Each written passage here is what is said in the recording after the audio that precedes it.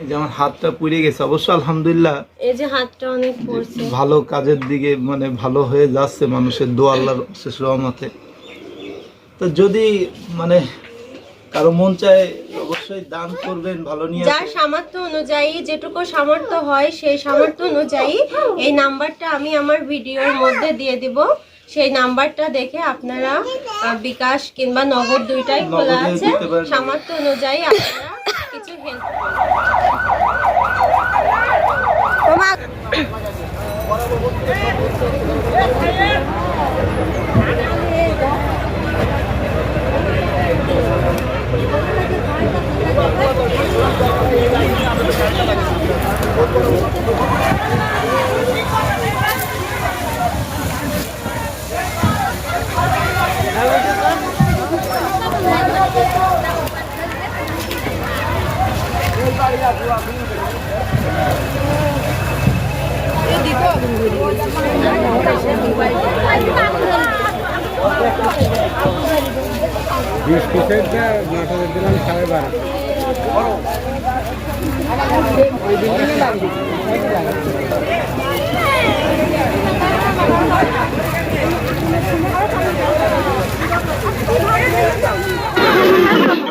তো যাই হোক, এগুলা আবারও আপনাদের মাঝে আমি তুলে ধরলাম, এগুলা আবারও ঘুরে ঘুরে আপনাদেরকে দেখালাম।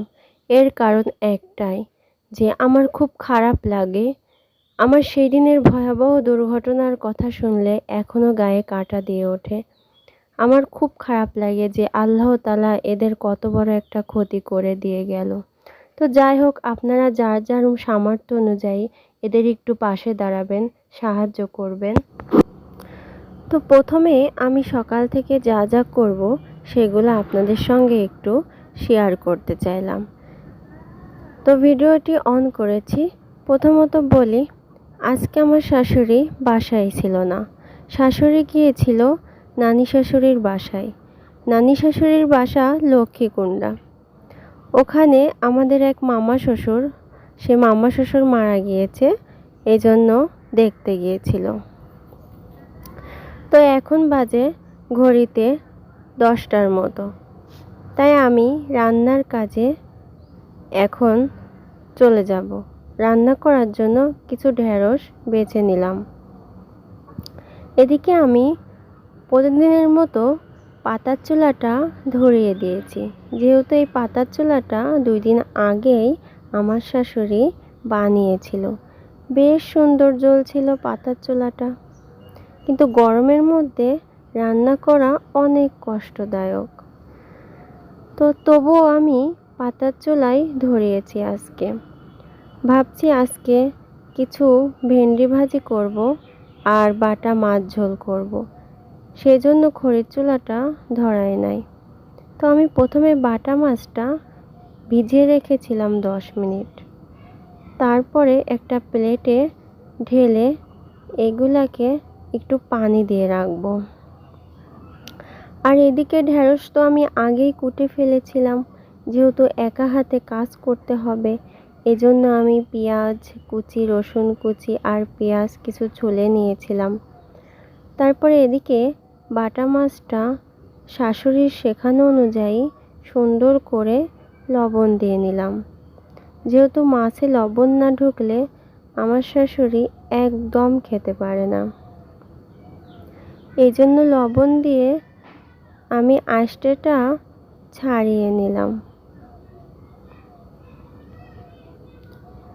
এখানে আমি 5 পিস মাছ নিয়েছিলাম, কারণ 1 পিস নূরের জন্য আর 4 পিস আমাদের জন্য। তো ঝটপট আমার মাছটা ভাজা হয়ে গিয়েছে।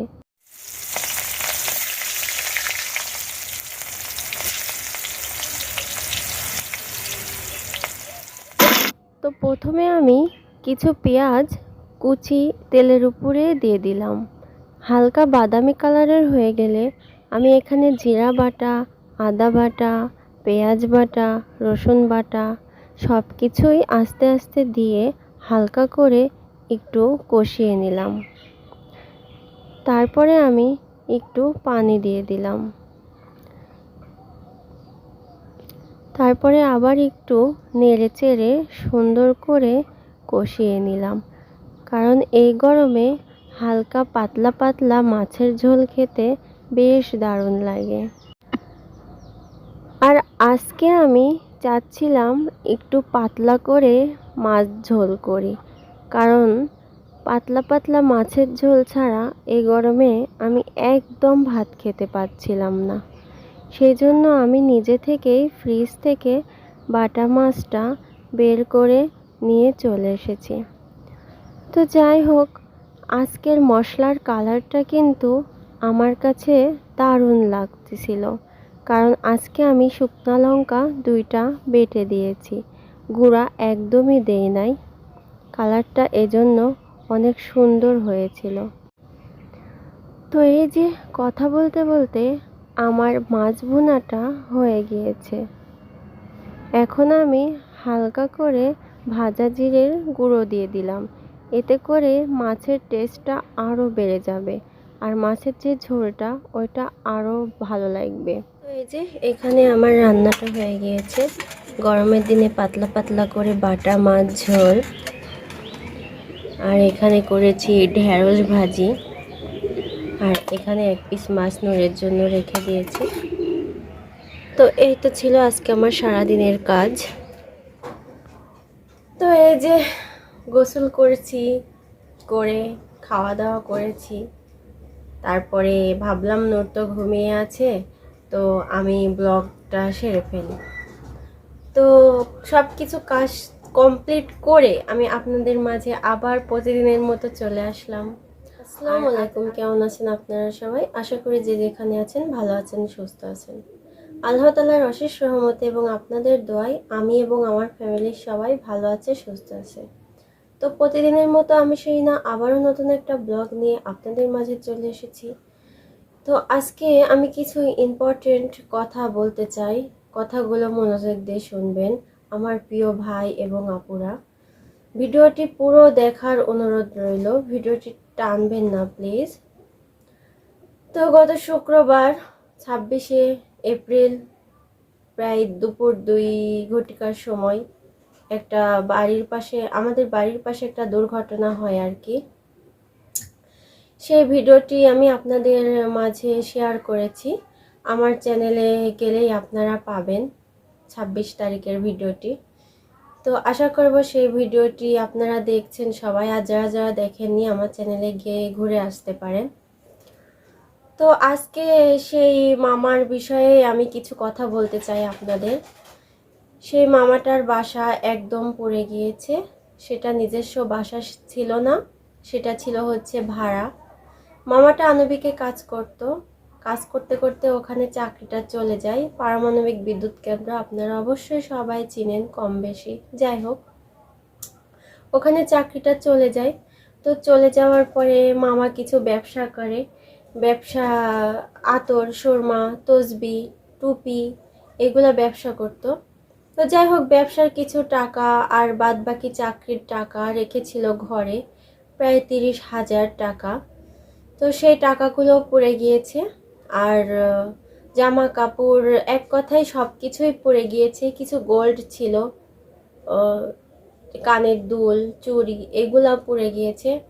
তো যাই হোক, আমি আপনাদের কাছে একটা অনুরোধ করব যে ওই মামাটার কিছুই নেই, শুধু পরনের কাপড় ছাড়া কিছুই নেই। এক কথায় আমাদের গ্রামের সবাই কম বেশি সাহায্য করেছে, এই এলাকার চেয়ারম্যান মেম্বার চাউল কিনে দিয়েছে, কম বেশি সবাই সাহায্য করেছে। তো আমি এই ভিডিওটি ছাড়তে চাই নাই, কিন্তু কিছু আপু আমাকে কমেন্ট করেছে যে আপু প্লিজ আমি সাহায্য করতে চাই, বিকাশ নাম্বারটা দাও। আপুদের আমি রিপ্লাই দিয়ে দিয়েছি, আমার চ্যানেলে কমেন্ট বক্সে গেলেই আপনারা দেখতে পাবেন। রিপ্লাই দিয়ে দিয়েছি যে আপু আমার কাছে তো সেই মামাটার বিকাশ নাম্বার নেই, আমি এই মুহূর্তে আপনাদেরকে দিতে পারতেছি না।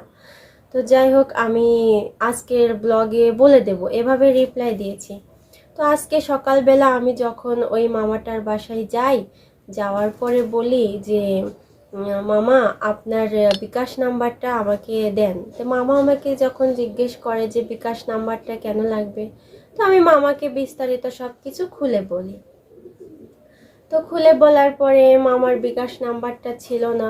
তো মামা দোকানে গিয়ে বিকাশ আবার নতুন করে খুললো, নগদ খুললো। খুলে যেই নাম্বারটা আমি আপনাদের আজকে দিব সেই নাম্বারটাতে নগদ এবং বিকাশ দুইটাই খোলা আছে। আপনারা চাইলে ওই অসহায় মামাটাকে সাহায্য করতে পারেন। দেখুন, সাহায্য কি, সাহায্য আপনারা করলে আজ কাল সাহায্যটা মানে টাকাগুলো খেয়ে ফুরিয়ে ফেলবে, তাই না? তো টাকাগুলো তো চিরজীবন থাকবে না। সাহায্যও করবেন, সাথে আপনারা দোয়াও করবেন যে মামাটা যাতে ভালোভাবে থাকতে পারে, একটা থাকার ব্যবস্থা করতে পারে। দুইটা মেয়ে আছে তার, সে দুইটা মেয়ের মুখে যেন ডাল ভাত তুলে দিতে পারে, এই দোয়াটা করবেন। তো যাই হোক, এবার কাজের কথায় আসি। তো মামাটার আমাকে বিকাশ নাম্বার দিতে আসছিল। তো মামাটা হচ্ছে কিছু কথা আপনাদেরকে বলতে চাই।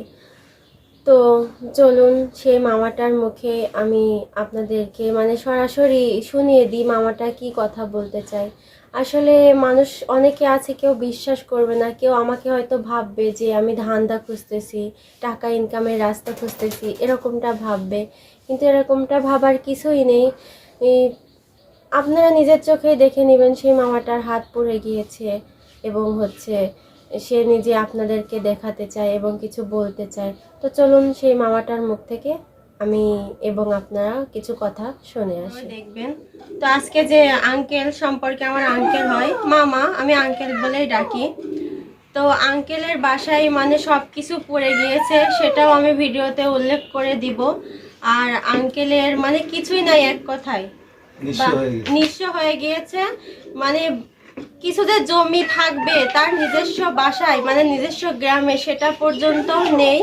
আর আঙ্কেল এখানে ভাড়া থাকতো, ভাড়ার ঘরটাও পুড়ে ছাই হয়ে গেছে। এখন আঙ্কেল কোথায় আসেন আপনি?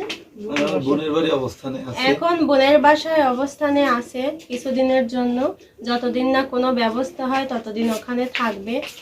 তো আপনারা অনেকে কমেন্ট করেছেন যে আপু আমি কিছু সাহায্য করতে চাই, বিকাশ নাম্বারটা আমাকে দেন প্লিজ, কিভাবে সাহায্য করব।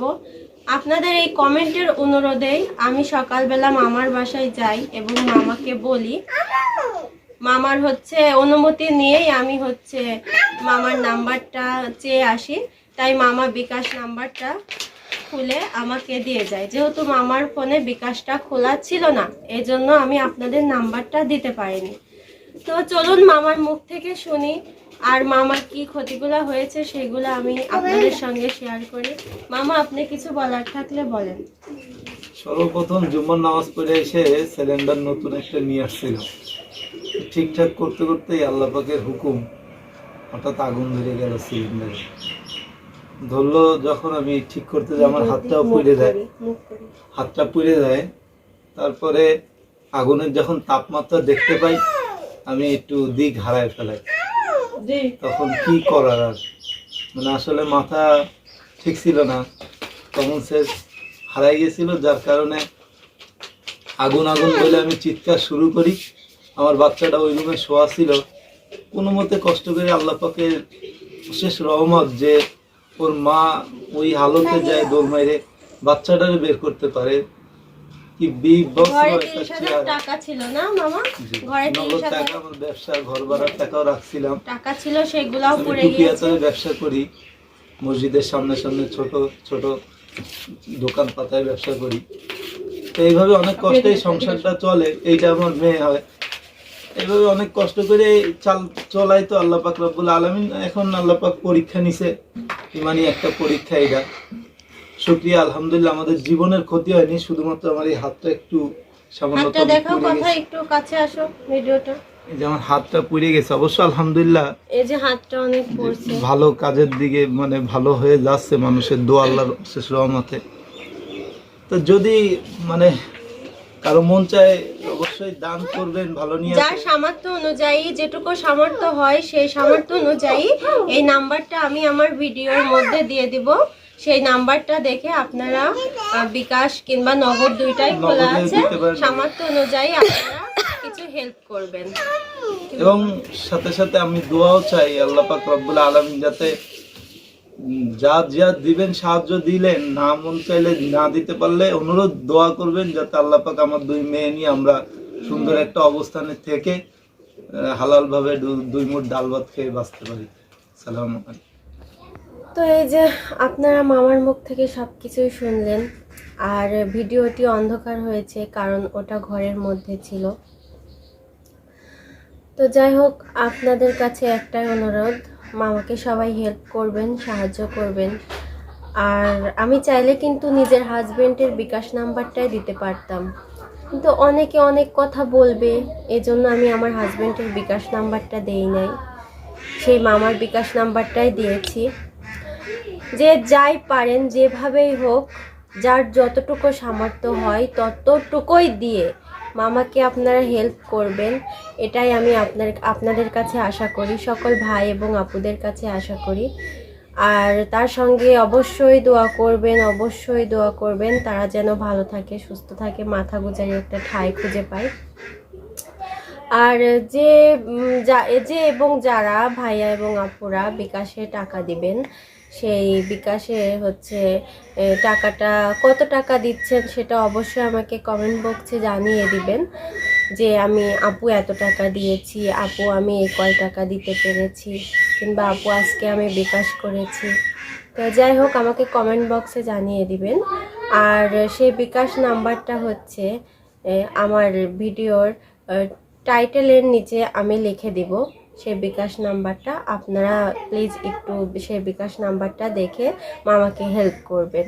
আপনাদের হয়তো কিছু হেল্পের কারণে তারা 2 মুঠো ভাত খাবে এবং কিছু সাহায্য পাবে, এবং হচ্ছে তার ছেলে মেয়েদের কিছু পোশাক আশাক বানিয়ে দিতে পারবে, হয়তো বা কিছু সাহায্য হবে ওদের, এটাই। যাই হোক, আজকের মতো ভিডিওটি এই পর্যন্তই। সবাই ভালো থাকবেন, সুস্থ থাকবেন। আর আমার ভিডিওটি ভালো লাগলে অবশ্যই লাইক দিবেন। আর আমার চ্যানেলটিকে যারা যারা সাবস্ক্রাইব করেনি তারা অবশ্যই সাবস্ক্রাইব করবেন। আর সবাই অবশ্যই অবশ্যই কত টাকা দিবেন সেটা অবশ্যই আমার কমেন্ট বক্সে কমেন্ট করে যাবেন। তো আজকের মতো সবাই ভালো থাকবেন, সুস্থ থাকবেন, এই দোয়া নিয়েই ব্লগটি শেষ করছি। আল্লাহ হাফেজ।